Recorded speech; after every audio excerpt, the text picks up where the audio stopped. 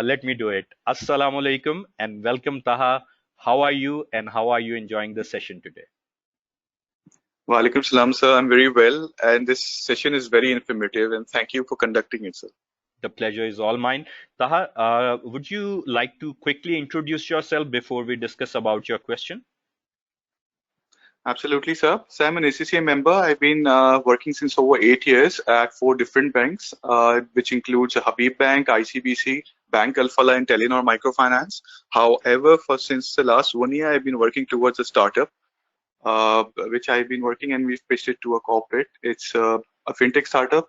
So basically, this is what I've been doing. That's really amazing and that's really good to know. So, Taha, you have asked a very, very interesting question. How did you think of it? Are you in the construction industry?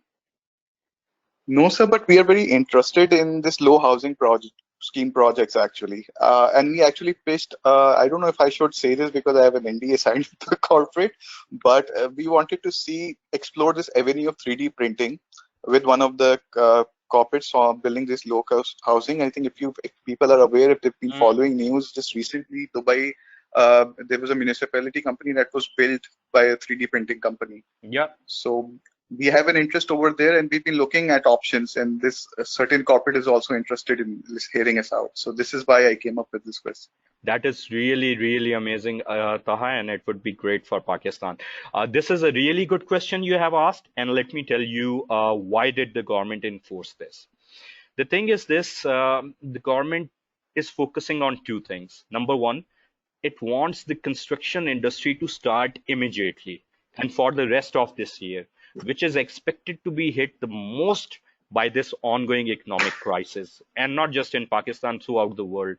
Head of ACCA Pakistan, Sajid, did a session a few days ago, and he shared some slides of projections by various different bodies across the globe, and most projections expect that if coronavirus is controlled, then from next year the economies can start reverting back to the normal, the new normal at least. So this year is the one that is critical. So the first thing that the government was looking for was to motivate the construction industry to go into action immediately. And for that, they have given the commencement clauses to start before 31st December 2020. Now, even if someone starts the project, they can really stall that. I mean, they got it approved, and the definition, the requirement of commencement as per the ordinance would be met, but the actual work would not be going on. So the actual aim of the government, of the money flowing into the sector, of the people getting work, of the different ancillary industries going into motion, the economic activity being generated wouldn't be happening.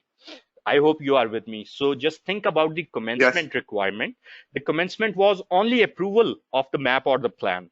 So that can be done with very little investment, especially if you are already holding the property. And even if you buy the property, that would not create the economic activity that is being envisaged. So this requirement would actually push the builders and developers to go into action, to actually go in the construction activity, because they would need to be a bit efficient, if not more, if they are to complete the project within 2.5 years. So that is the reason for the government to enforce this requirement. I hope that answers the question.